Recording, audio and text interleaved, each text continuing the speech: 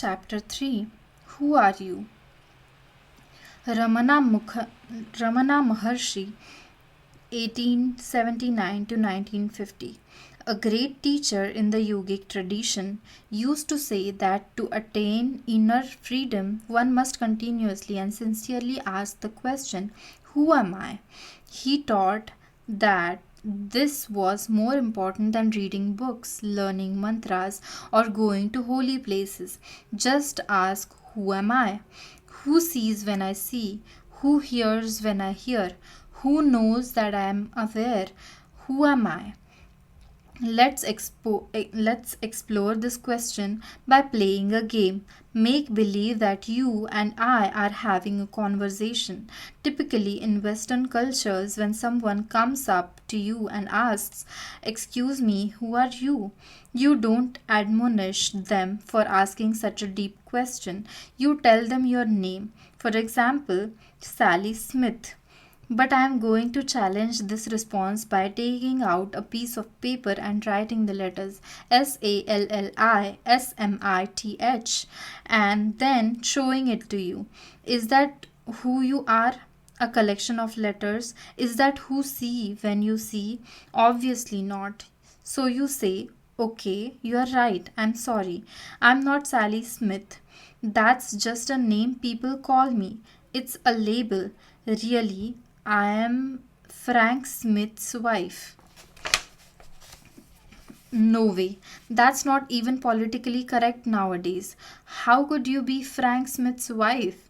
Are you saying you didn't exist before you met Frank and you would cease to exist if he died or you got remarried?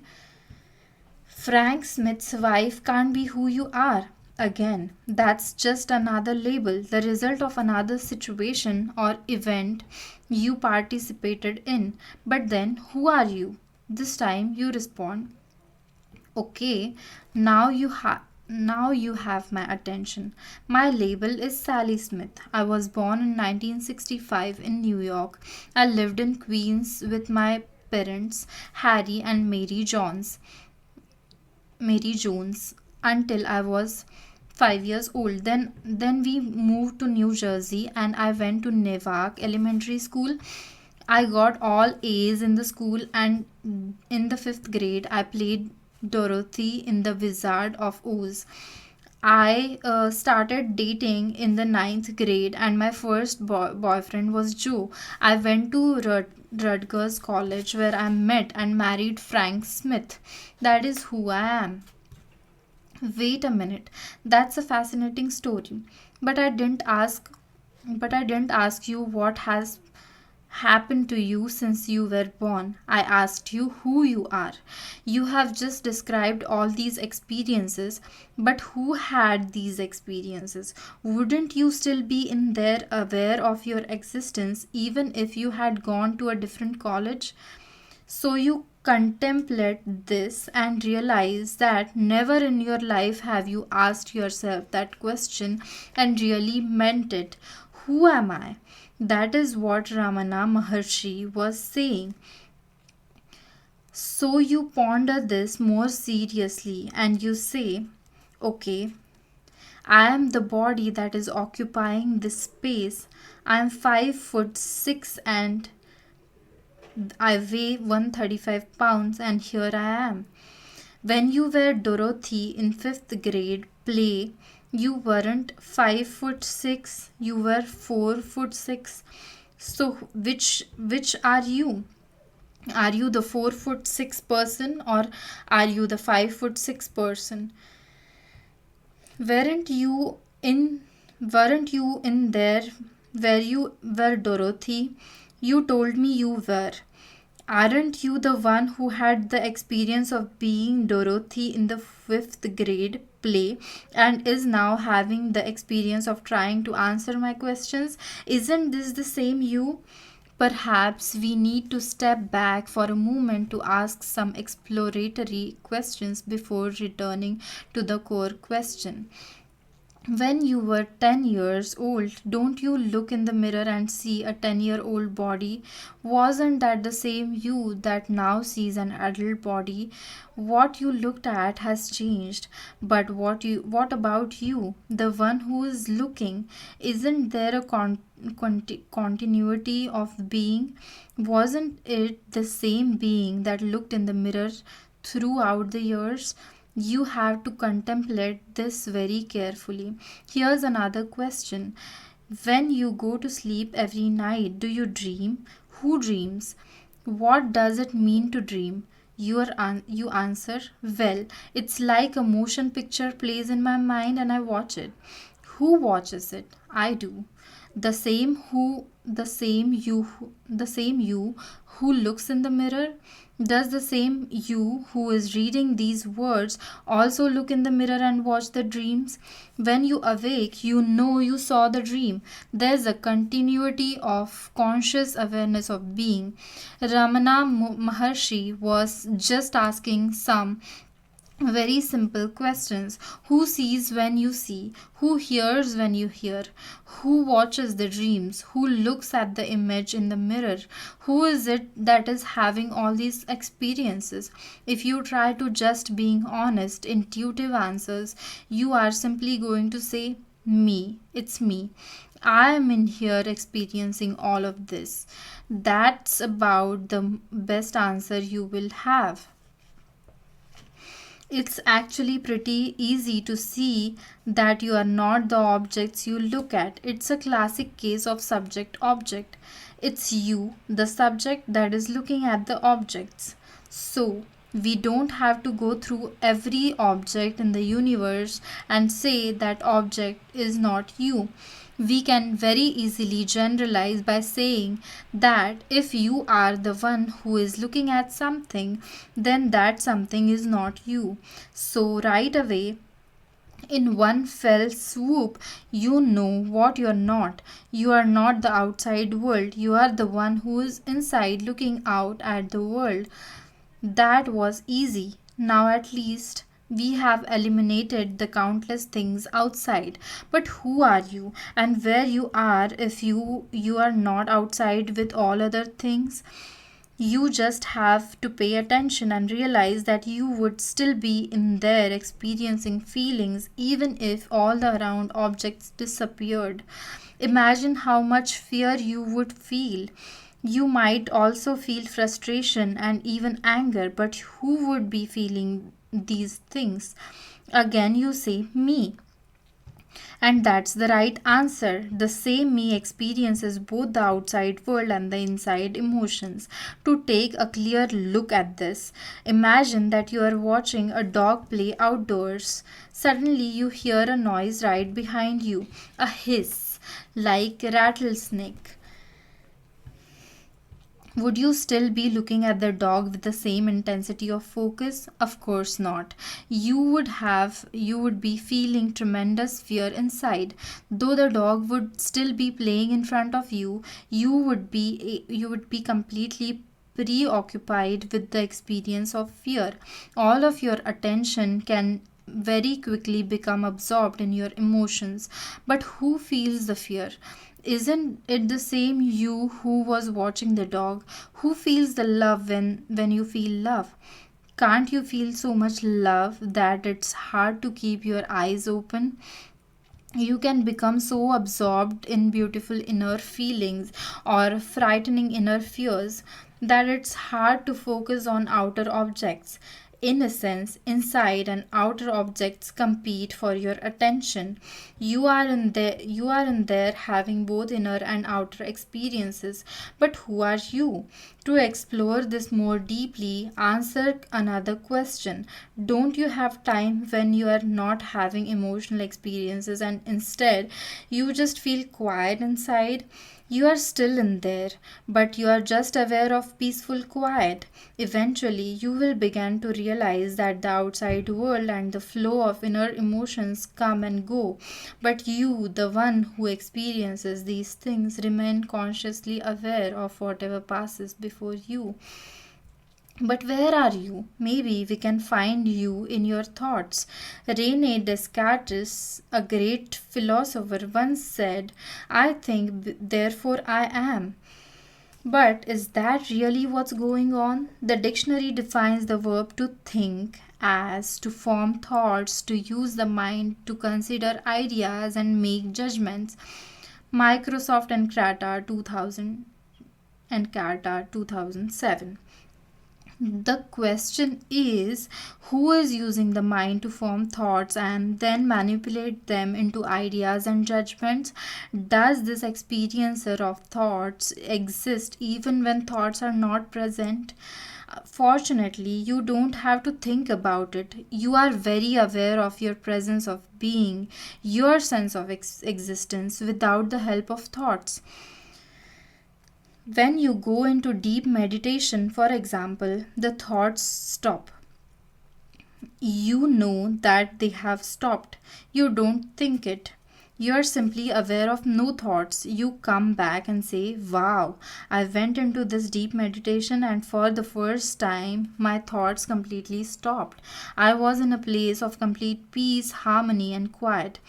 If you are in there experiencing the peace and that occurs when your thoughts stopped, then obviously your existence is not dependent upon the act of thinking. Thoughts can stop and they can also get extremely noisy. Sometimes you have many more thoughts than other times. You may even tell someone, my mind is driving me crazy. Ever since he said those things to me, I can't even sleep. My mind just won't shut up. Whose mind? Who is noticing these thoughts? Isn't it you? Don't you hear your thoughts inside? Aren't you aware of their existence? In fact, you get rid of them? If you start to have a thought you don't like, can't you try to make it go away?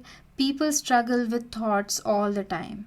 Who is it that is aware of thoughts and who is it that struggles with them? Again, you have a subject object relationship with your thoughts. You are the subject, and thoughts are just another object you can be aware of. You are not your thoughts, you are simply aware of your thoughts. Finally, you say, fine. I'm not anything in the outside world, and I am not the emotions. These outer and inner objects come and go, and I experience them. Plus, I'm not the thoughts. They can be quiet or noisy, happy or sad. Thoughts are just something else I am aware of. But who am I? It starts to become a serious question. Who am I? Who is having all these physical, emotional, and mental experiences? So you contemplate this question a little deeper. This is done by letting go of your experiences and noticing who is left. You will become to notice who is experiencing the experience. Eventually, you will get to a point within yourself where you realize that you, the experiencer, have a certain quality, and that quality is awareness, consciousness, and intuitive sense of existence. You know that you are in there. You don't have to think about it, you just know. You can think about it if you want to, but you will know that you are thinking about it. You exist regardless, thoughts or no thoughts. To make this more experiential, let's try a consciousness experiment. Notice that with a single glance at a room or out a window, you instantaneously see the full detail of everything that's in front of you. You are effortlessly aware of all the objects that are within the scope of your vision, both near and far away. Without moving your head or eyes, you perceive all the intricate detail of what you immediately see. Look at all the colors, the variation of light, the grain of wood furniture, the architecture of buildings, and the variations of bark and leaves on trees. Notice that all it all take that notice that you take all this in one Notice that you take all this in at once without having to think about it. No thoughts are necessary, you just see it. Now try to use thoughts to isolate, label, and describe all the intricate detail of what you see. How long would it take your mental voice to describe all that detail to you versus the instantaneous snapshot of consciousness just seeing? When you just look without creating thoughts, your consciousness is effortlessly aware of and fully comprehends all that it sees. Consciousness is the highest word you will ever utter. There is nothing higher or deeper than consciousness. Consciousness is pure awareness. But what is awareness? Let's try another experiment. Let's say you are in a room looking at a group of people and a piano. Now make believe the piano ceases to exist in your world. Would you have a major problem with that? You say, "No, I don't think so. I am not attached to pianos." Okay, then make believe the people in the room cease to exist. Are you still okay? Can you handle it? You say, "Sure, I like you say, "Sure, I like being alone." Now make believe your awareness doesn't exist. Just turn it off. How are you doing now? What would it be like if your awareness didn't exist? It's actually pretty simple. You wouldn't be there.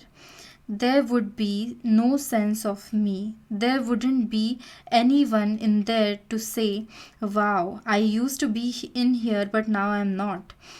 There would no longer be an awareness of being, and without awareness of being or consciousness, there is nothing. Are there objects? Who knows? If no one is aware of the objects, their existence or non existence becomes completely irrelevant. It doesn't matter how many things are in front of you. If you turn off the consciousness, there is nothing. If you are conscious, however, there can be nothing in front of you, but you are fully aware that there is nothing. It's really not that complicated, and it's very enlightening. So now, if I ask you, "Who are you?" your answer, "I am the one who sees." From back in here somewhere, I look out and I am aware of the events, thoughts, and emotions that pass before me. If you go very deep, that is where you live. You live in the seat of consciousness. A true spiritual being lives there without effort and without intent. Just as you effortlessly look outside and see all that you see, you will eventually sit far enough back inside to see all your thoughts and emotions as well as outer form. All of these objects are in front of you, the thoughts are closer in, the emotions are a little further away, and the form is way out there. Behind it all, there you are. You go so deep that you realize that's where you have always been. At each stage of your life, you have seen different thoughts, emotions, and objects pass before you. But you have always been the conscious receiver of all that was. Now, you are in your center of consciousness. You are behind everything, just watching. That is your true home. Take everything else away, and you are still there, aware that everything is gone, but take the center of your awareness away, and there is nothing. That center is the seat of self. From that seat, you are aware that there are thoughts, emotions, and a world coming in through your senses. But now you are aware that you are aware. That is the seat of Buddhist self, the Hindu Arman, the Hindu Atman, and the Judo Christian soul. The great mystery begins once you take that seat deep within.